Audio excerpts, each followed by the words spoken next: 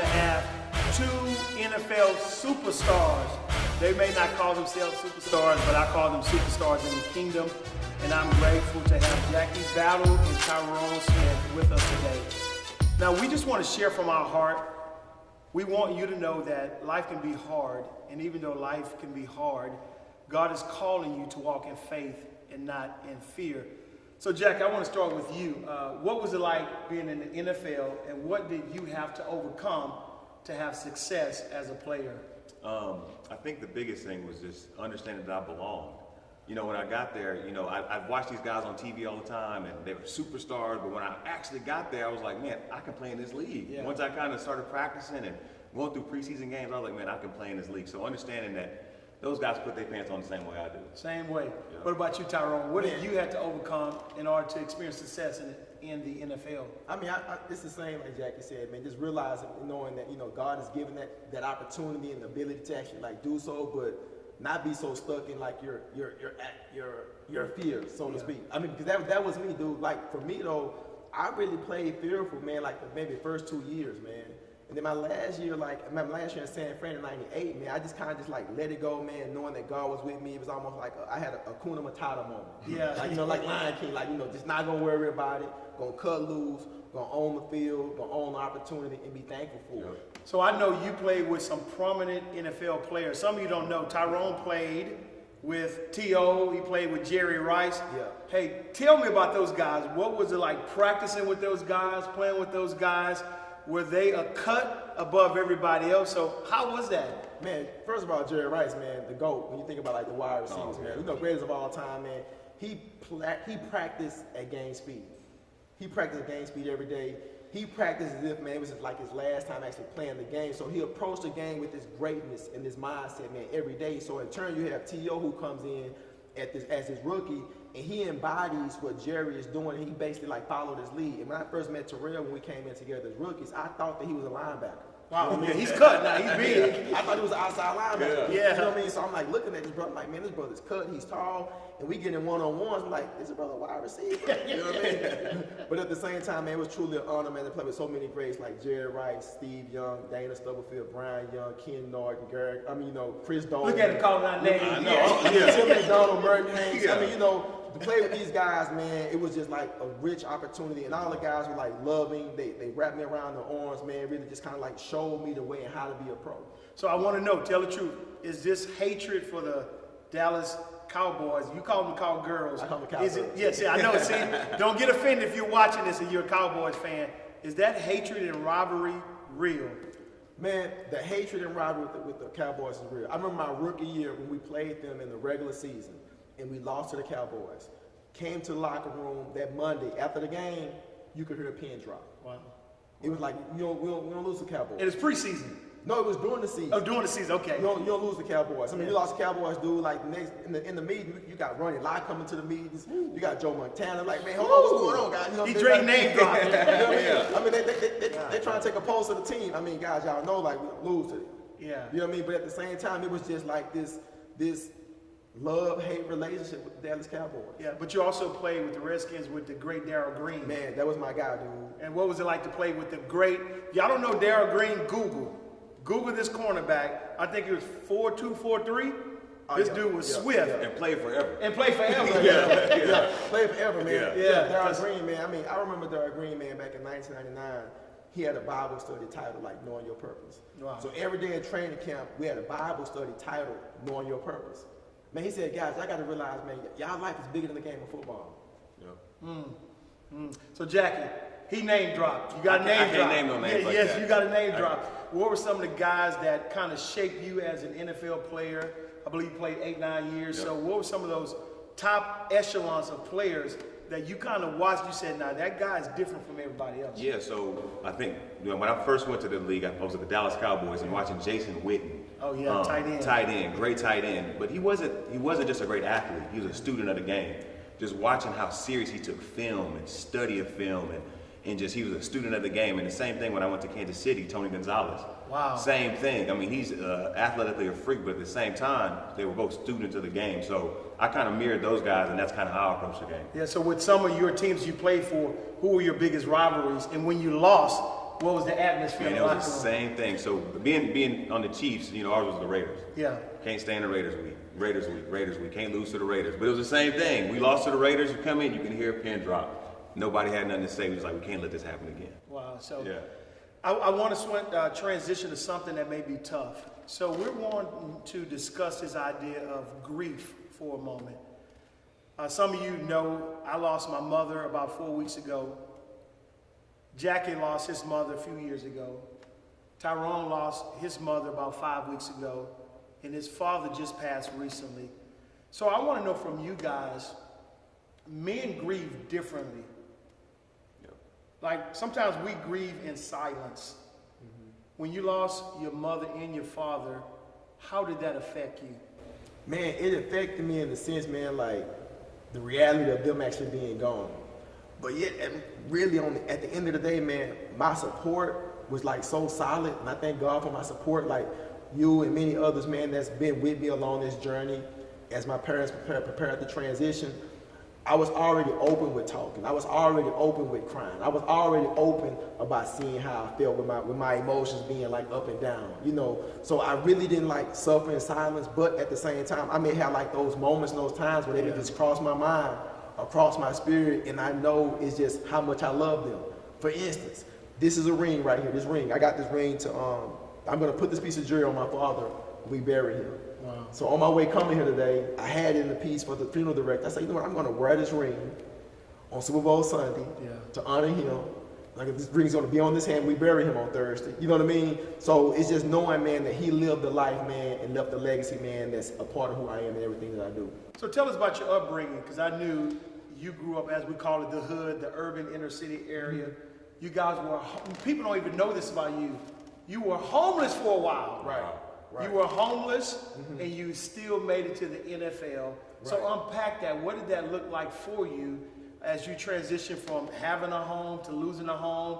You guys moved to Missouri City. How did that affect you? Man, it affected me in the sense, man, where I felt like I was less than. You know what I mean? I was picked on, antagonized, and bullied as a kid. People told me I wasn't accomplish anything, do anything, or be anything. Mom didn't finish middle school, dad didn't finish high school. You know, growing up in the inner city around drugs, prostitution, all these different things. Oldest brother actually like in and out of jail. You know, so I had all these different things against me, but yet I understood and knew, man, there's so much I can do in life based on the people who helped me along the way. Whether it's my 5th grade teacher, Ms. Williams, my 8th grade teacher, Coach Dennis Brandley, who helped me rededicate my life by going to FCA as an 8th grader when I was going through a trying time when my parents got divorced at 13. And then, you know, 2 years later, staying with my dad, he loses his job, we lose our house, we lose our car. A lady named Miss Patricia Landhart, a single mom with 3 kids and 2 jobs, took me in when she didn't have to. You know what I mean? So along my way in my journey, man, God has really faithfully connected me with people to support me in regards to everything that I've done.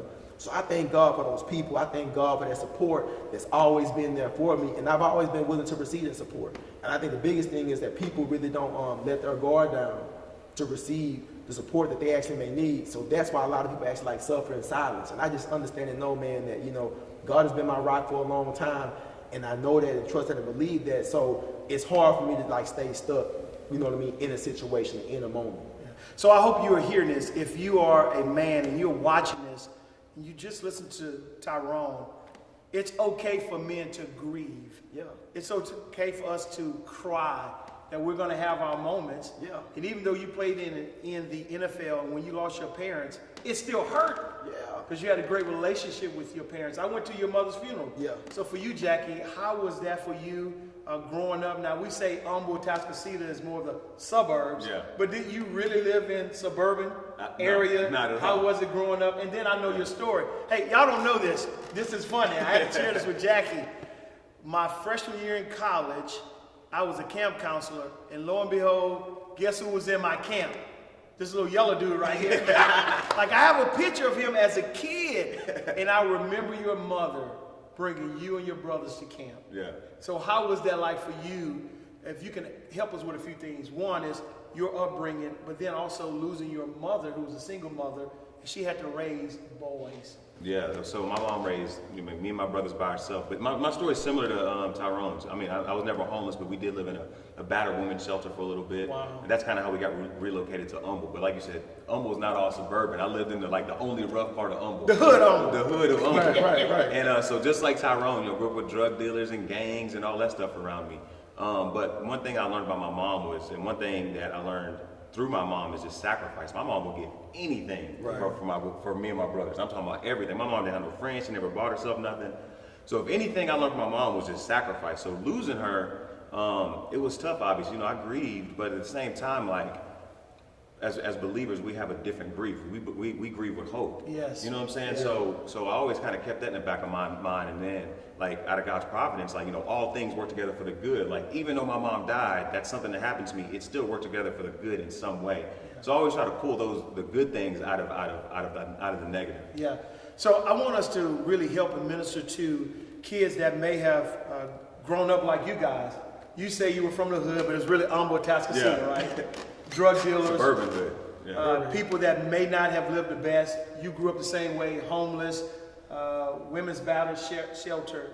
But both of you guys still graduated from the University of Houston and from Baylor with your degree. Yep. What drove you to finish college? Well, for me was, I grew up kind of an angry kid because kind of how I lived and how I was brought up. So I kind of always played with a chip on my shoulder and did everything with a chip on my shoulder. But then I had a transition when I became a believer. Instead of trying to prove people wrong, I wanted to prove people right that believed in me. Yeah.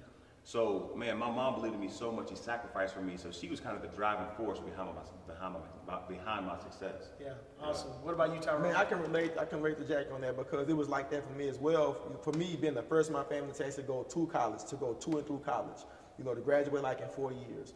The year I wanted it so bad in regards to just achieving that goal because my mom and my dad, although they didn't finish school, education was important to them. And so I remember my last year my last semester in spring of '95, I was so close to receiving my degree. I took 21 hours in the spring. Wow. I've been there. I wanted it, dude. Yeah, you gotta want it. Yeah. But listen though, I wanted it and I still had another year eligibility though. Wow. I wanted it so bad. You know what I mean? I didn't want to take the cheap. My academic advisor was like, why don't you take 12, then take 3 in the summer, then take 9. I'm like, no, I want it, man. Because the thing about it is, this is big, not just for me, but for my family. I'm trying to recreate a whole nother history and a narrative in regards to the value and importance of education. That's good. Yeah, also, I didn't make it to that level. I had free agent deals that didn't pan out, went to the NFL Combine, and I think back on that, my year at the Combine, it was guys like Ray Lewis in my group, and Keyshawn Johnson, and Danny Woolfolk, and I'm thinking about all these guys, and I'm at Sam Houston State. These are big dogs at these big schools, and I'm like, I can measure up. Right. Yeah, I can play. I can ball with them. But I recognized it was a different level. The speed of the game was different. Yep.